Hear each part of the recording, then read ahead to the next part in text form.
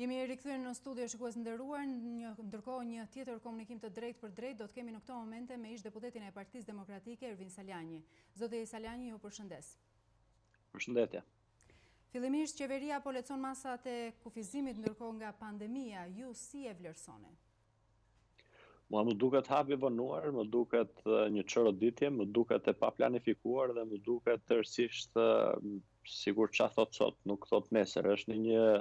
situatë pasi gjithë qytetarët jo janë përgjigj, po janë izoluar apo janë vetë izoluar apo janë karantinuar, të themi vetë për të shmangur Covidit për shkak të papërgjegjshmërisë së kryeministrit që në fillim e quante pandemin si një virus stinor dhe normal I cili nuk do të kishte probleme, pastaj kur u kujtua që kjo është një ngjarje apo një virus I rënd I cili sipas tij do të na grinte dhe do grinte të gjithë si mish qeni, atëherë filloi me masa në mënyrë të çoroditur dhe pa asnjë plan konkret. Pa diskutim që në ditët e sotme, ku pasi nuk janë bërë testime masive, pasi nuk u gjente përgatitur qeveria për të përballur edhe pa diskutim që të mos e trajtonte në mënyrë anktioze dhe me ankth të madh, siç u trajtua gjithë gjendja në fillim, sot po përpiqet me hapa, me fasha, me momente të bëjë cirqe të cilat nuk kanë as vlerë dhe nuk kanë kuptim, sepse virusi nuk është se del vetëm pas dite dhe para dite e ka pushim. Para ditet në qytete, besoj ju me kamerat tuaja e keni parë, por gjithë qytetarët dëshojnë që qytetet janë plot, që rrugët janë plot. Tirana ka qenë me trafik pothuajse të normalshëm dhe njësoj si në ditë normale. Edhe kjo pjesa tjetër që dalin me orare, njerë prindrit me njëri prind me fëmijë, njerë të moshuarit e tjerë, janë të gjitha muhabet e kot për të dukur sikur luan PlayStation kryeministri nga kulla e vet në kryeministri e izoluar apo në surrel, por këto nuk janë masa të cilat I shërbejnë qytetarëve shqiptar. Akoma më keq pasaj ku nuk është bërë hapja e ekonomisë. Pra para se të bëshin këto dil me orare në orën 10 me 12 se kemi marrë leje virusit, duhet që të kishte hapa konkret për të hapur njëre mirë ekonominë dhe jo për të krijuar apo për të çuar në faliment qindra dhe mijëra biznese të cilat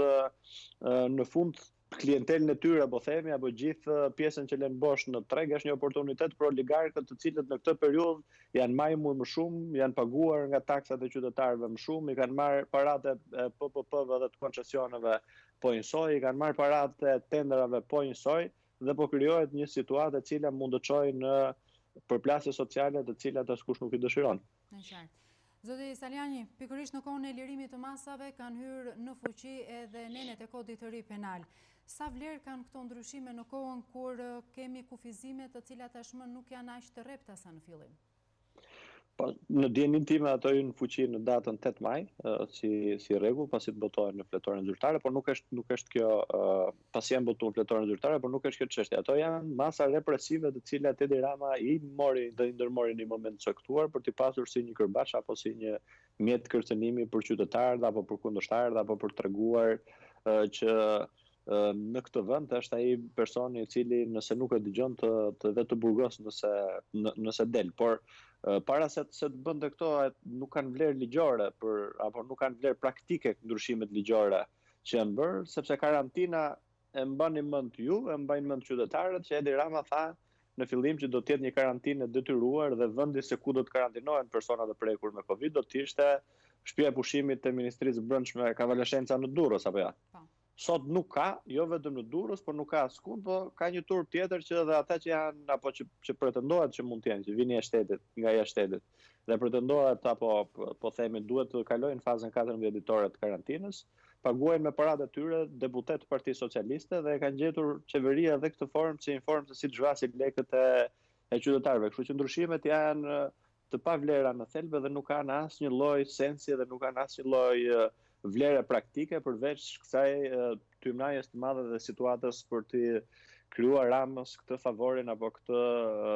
gjendjen ku ai edhe mund të dënojë me burgim nëse del nga shtëpia. Nuk kemi pasur raste të shohim që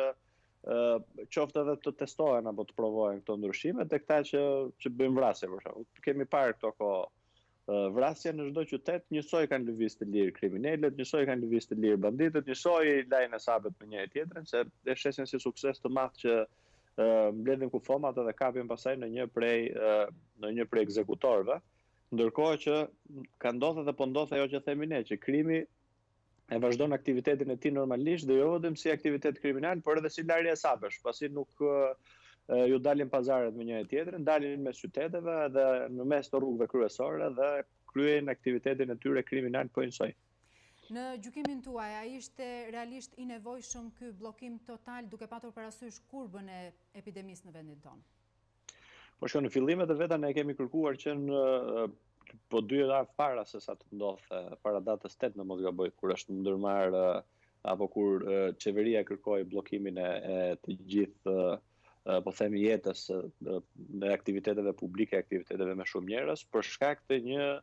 gjendje të panjohur, të pakontrolluar dhe një situate traumatike, duhet thënë, dhe dramatike në Itali, e cila ishte e para që përballoi në mënyrë po themi shokante të gjithë pjesën e prekjes me Covid dhe vdekjeve të mëdha që ndodhin atje. Kështu që ne kemi kërkuar mbylljen shumë kohë më përpara, edhe vetë kam bërë një thirrje pse kjo nuk ishte çështje për qeverinë apo për opozitën, ishte për të ruajtur jetën e gjithë secilit, edhe të vetën dhe të familjarëve, por edhe të tjerëve nëse dokush do të ishte bartës i cili nuk ishte simptoma. Por gjithë pjesa pas është bërë në mënyrë të gabuar edhe vazhdohet po ashtu në mënyrë të gabuar. Pra, masat që janë marrë në gjithë vendet e Perëndimit, vendet më të rriskuara dhe prandaj është depërapja më e madhe në Perëndim, është se kanë transport publik të zhvilluar, apo jo, kanë tramvaje, kanë trena, kanë po themi mira njerëz që qarkullojnë në këto, pa diskutim që mira njerëz edhe grumbullime më masive edhe në vendet e punës, edhe kur dalin nëpër qytete etj. Ne nuk e kemi pas edhe nuk e kemi tani më atë situatë, jemi në një situatë në të cilën hapja duhet bërë më përpara për ekonominë dhe pa diskutim vendet masive që është transporti publik apo universitetet dhe shkollat, për të ruajtur studentët, nxënësit edhe pedagogët, duhet që të ishin të mbyllura siç po ndodh në pothuajse 95% të vendeve të botës dhe të Perëndimit për të gjetur forma të mësimit online për të mos rriskuar askënd. Dhe pa diskutim që duhej mbyllur këtu të vetmet vendet të cilat kishin rrezik, kishin call centrat dhe fasonerit, dhe po duket që vatrat aktive tani dhe vatrat e infeksionit më të mëdha janë për qendrat e fasonerive që nuk u mbyllën ashtu siç ne e kërkuam që në fillim. Kështu që në të gjitha hapat po ta shohësh, në të gjithë momentet në të cilat ka kaluar po themi pa plani qeverisë, është i çoroditur dhe e ka dëmtuar jo vetëm ekonominë, por ka dëmtuar në fakt edhe jetët e qytetarëve. Çfarë duhet ishte bërë ndryshe në aspektin ekonomik? Duke patur parasysh akuzat e përditshme të Partisë Demokratike lidhur me situatën ekonomike në vend. Po shiko, do të përmend në mënyrë të përmbledhur dhe gjithë secili prej qytetarëve nga shtëpitë e veta i bën llogarit. S'pari njëherë duhet që këto ndihmat që çojnë në familje në nevojë, që e kanë çuar në pak familje në nevojë në fakt, duhet që të mos e çonin 2 pako makarona, 2 pako oriz dhe 1 kg sheqer dhe 1 kilogram vaj, të cilat nuk bëjnë shumë se 10.000 lekë të vjetra dhe nuk e kalon një familje po të themi periudhën 2 mujore të mbylljes me kaq, se nuk mban dot frymën gjallë. Pa diskutim që paratë që janë harxuar vetëm për të blerë këto dhe për të vjedhur dhe në këtë, qoftë me tendera sekrete, apo qoftë me ndarje selektive, apo qoftë me përfitimet e militantëve të Partisë Socialiste në bashki dhe në qeveri, duhet që të jepeshin para kesh qytetarëve që ata të kishin mundësi që të zgjidhin vetë. Pra, këto paratë që janë bërë tendera dhe janë blerë këto po themi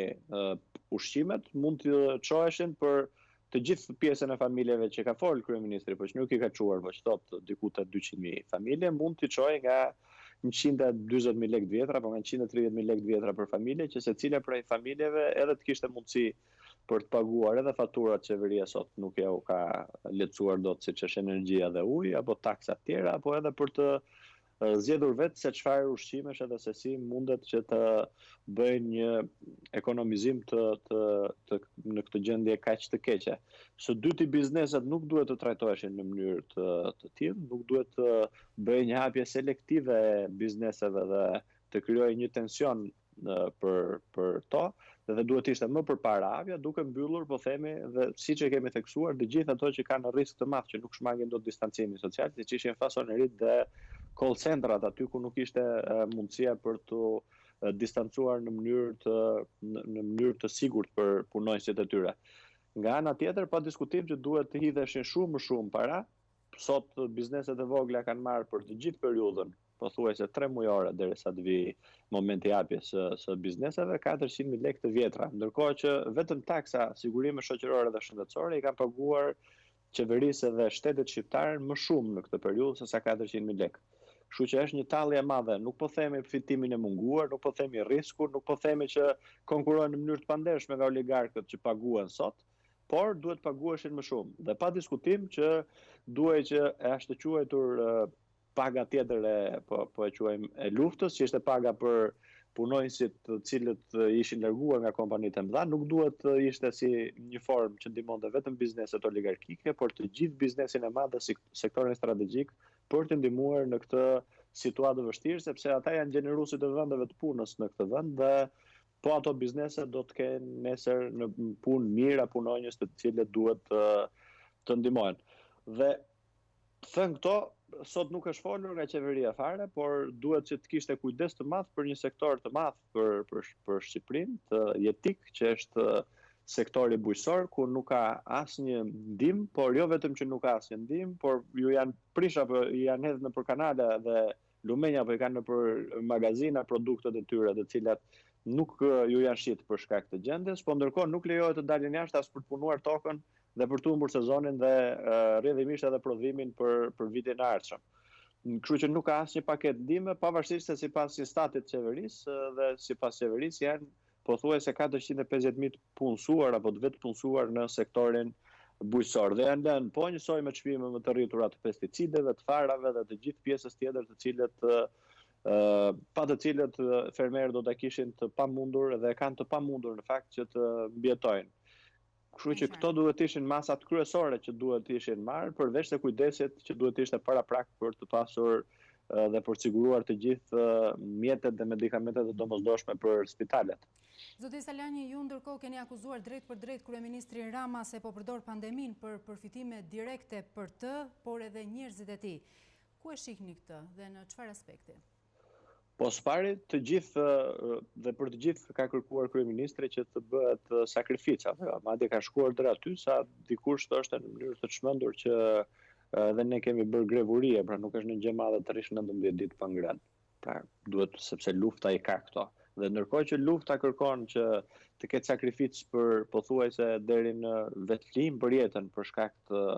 mungesës ushqimeve për qytetarët e thjeshtëve të varfër të këtij vendi, paguhen 120 milion euro në vit për bizneset oligarkike dhe po njësoj paguhen pothuajse 30 milion vetëm në fillim 24 milion euro dhe pastaj me këstëm gjatë gjithë kohës të gjithë personat që përfitojnë tendra në këtë vend. Pra, nuk ka interesin e qytetarëve, po interesin e një grushti njerëzish. Dhe po njësoj, siç e kam denoncuar dhe më ka bërë përshtypje që është gjetur një formë për ndihmuar bizneset oligarkike, ku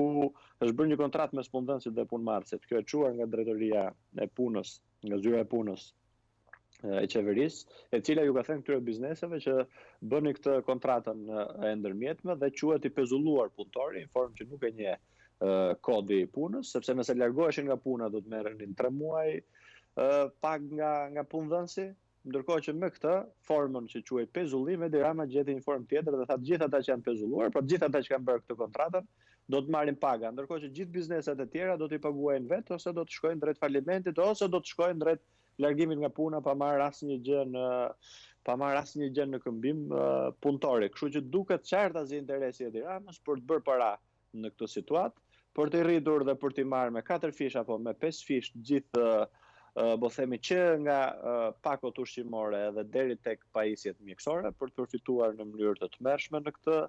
situatë. Dhe po diskutim që përgjegjësi vetëm është Edi Rama, se nuk po shohim që ka institucione apo parlament nuk ka, qeveri nuk ka, ministra nuk ka, është vetëm Edi Rama që del nga Facebooku dhe lajmëron nëse koha nesër do të jetë diell apo shi, nëse do jetojmë apo do vdesim, ku do ecim etj etj. Pra është i vetmi person, kështu që i vetmi person që ka përgjegjësitë në këtë situatë është Edi Rama, kështu që i vetmi shpëtim për shqiptarët është largimi një orë më parë për qytetarët shqiptar. Qartë. Dhe së fundmi, zoti Salianji, si e shihni reagimin e shoqërisë shqiptare pas daljes nga kjo situatë? Po, pa diskutim që qytetarët shqiptarë do të arrin që të rikuperojnë në mënyrë të shpejtë, jo vetëm në, po themi, gjithë jetën dhe aktivitetin e tyre social dhe ekonomik, por edhe në politikë për të kuptuar dhe për të bërë diferencën mes politikanëve që kanë interes primar qytetarët dhe politikanëve të cilët edhe në raste pandemisht dhe fatkeqësisht natyrore të mëdha përfitojnë në kurrizë të qytetarëve shqiptarë. Shqipëria dhe shqiptarët kanë rikuperuar edhe kanë në 30 vite për fat të mirë kanë ecur me ritme shumë të shpejta pavarësisht se kanë ardhur nga një periudhë e gjatë izolimi, pavarësisht krizave që kemi pasur në mënyrë të erpasershme, jo për fajt të qytetarëve se sa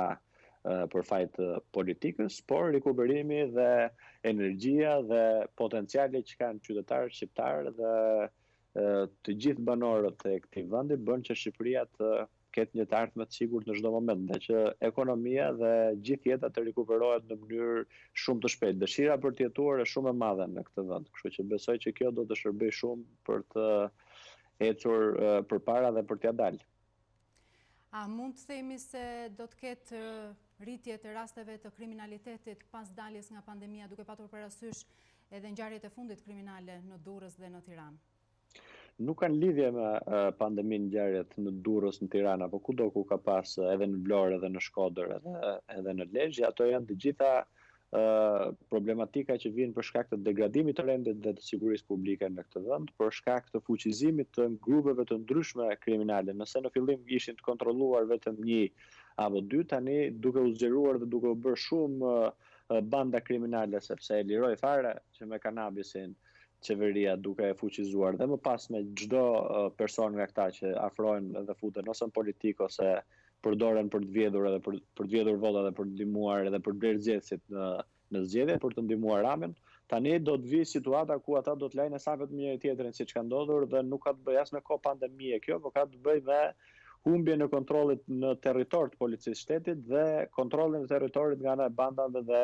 e kriminalëve. Do të ketë për fat të keq të tilla ngjarje përderisa ka fuqizim të krimit në çdo lagje. Pra nëse deri dje kishim dëgjuar dhe dëgjonin gjithë që bëhej fjalë për banda e Durrësit, banda e Lushnjës e të tjerë, tani po dëgjohet edhe banda me lagje dhe policia e shtetit thoshte banda e Shkozetit apo jo. Pra tani ka filluar edhe me lagjet grupohet sikur duanim kur ishim kalamaj me në futboll apo me lojra të tjera, tani është bërë një situatë dramatike, reale lufte në fakt për kontroll territori mes bandave të cilat nuk munden edhe nuk